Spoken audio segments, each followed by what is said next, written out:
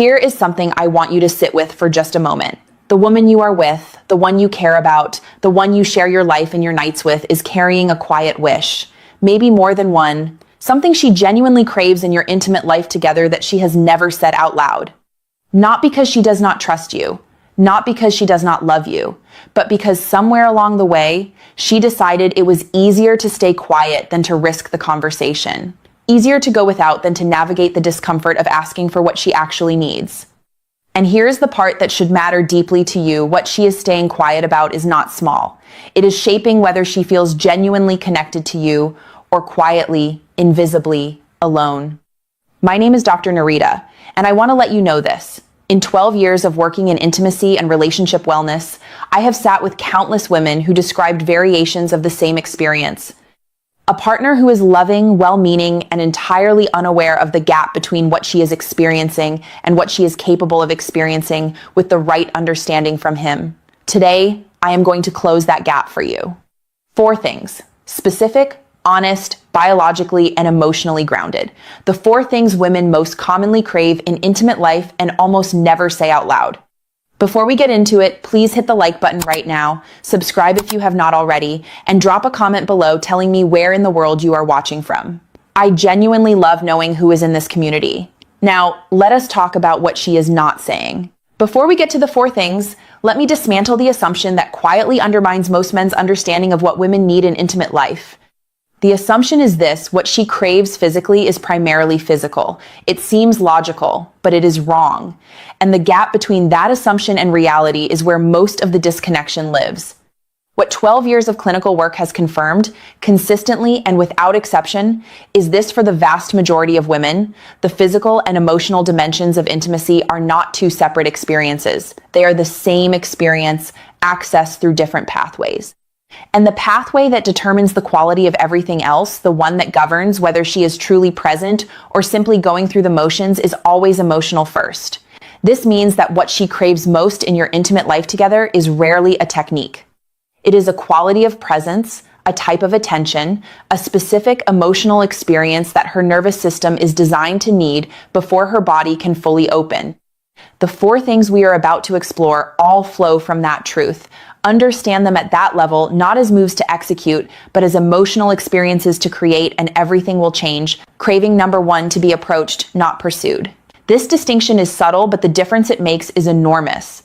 Most men, when they want intimacy, pursue it. They move toward it with a kind of forward momentum, physical signals, direct initiation, the clear communication of desire.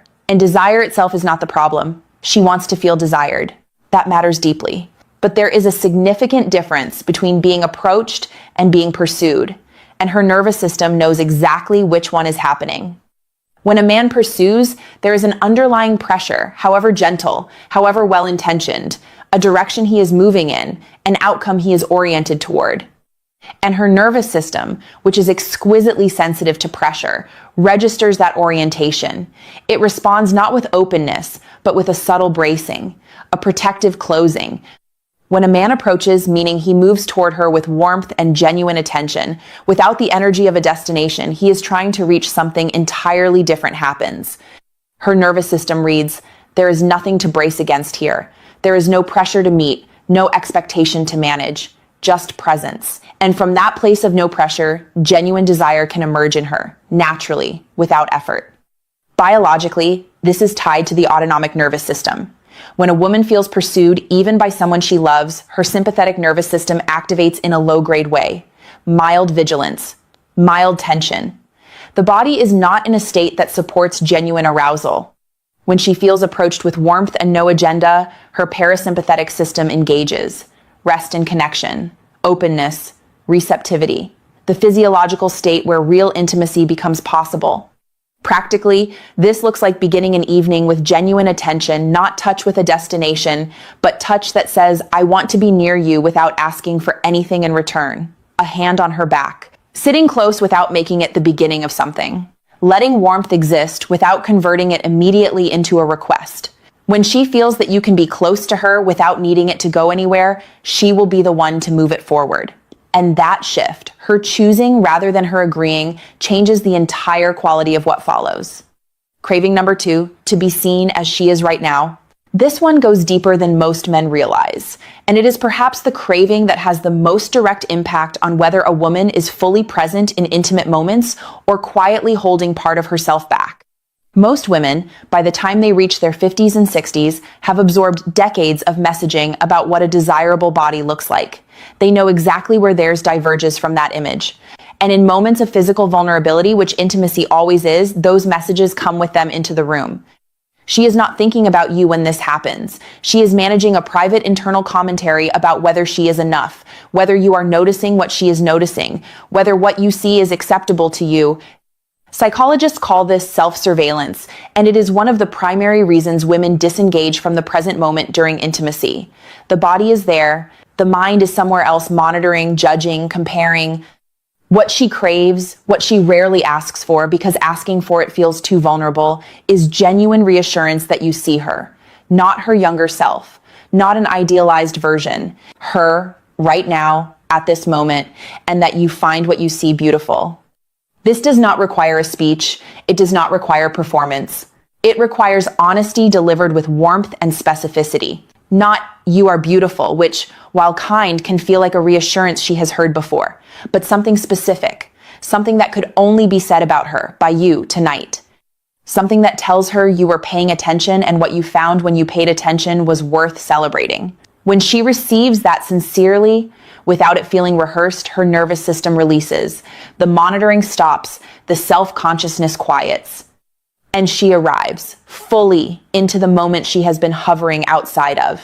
That arrival changes everything for both of you. Craving number 3, patience that does not feel like waiting.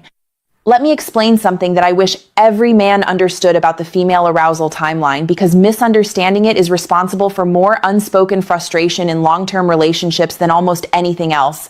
Encounter in practice. Women's bodies require time to fully prepare for intimacy. This is not a preference or a personality trait. It is anatomy and neurochemistry.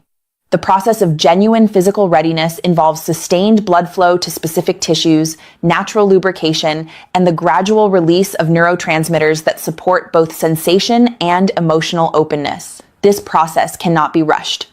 For many women, particularly after hormonal shifts in midlife, this timeline extends further. What once took 20 minutes may now require 30 or 40. And the quality of that preparation time, whether it is warm and unhurried or slightly pressured and goal-oriented, directly determines how comfortable and pleasurable the experience will be. Here is where the craving becomes specific. She does not want patience that feels like a man tolerating the inconvenience of her timeline. She wants patience that feels like he genuinely enjoys the journey. That the time spent in warmth and slow attention and unhurried closeness is not a means to an end for him. It is something he values in itself. This distinction matters because she can feel the difference. The man who is patient but slightly restless communicates that he is waiting for something. The man who is genuinely present in the slow build communicates that this right here, right now, is exactly where he wants to be.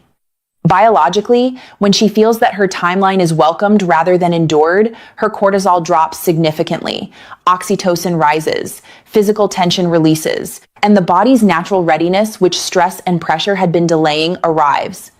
This week, practice being in no hurry. Not as a strategy, but as a genuine orientation. Let slow be something you choose, not something you tolerate. Let her feel that the unhurried version of this is your favorite version. Craving number 4, to hear that it was real for you too. This final craving is one that almost never gets discussed, and the silence around it creates a very specific kind of loneliness. After intimacy, a woman's brain experiences one of its strongest oxytocin, releases the bonding hormone that creates feelings of emotional openness, attachment, and the need for reassurance that what was shared mattered. This is not a choice her brain makes. It is a physiological response, and it peaks in the minutes immediately following the intimate moment. In that window, she is quietly wondering, did that mean something to him? Was he present in the way I was present? Or was that primarily physical for him while it was emotional for me? She will almost certainly never ask, but the question is there. And what she craves specifically in those quiet moments afterward is for you to answer it without being asked. To say something that confirms, in your own honest words, that what you just shared was real for you, that you felt it, that it was not just physical release, but something that connected you to her. This does not require eloquence. It does not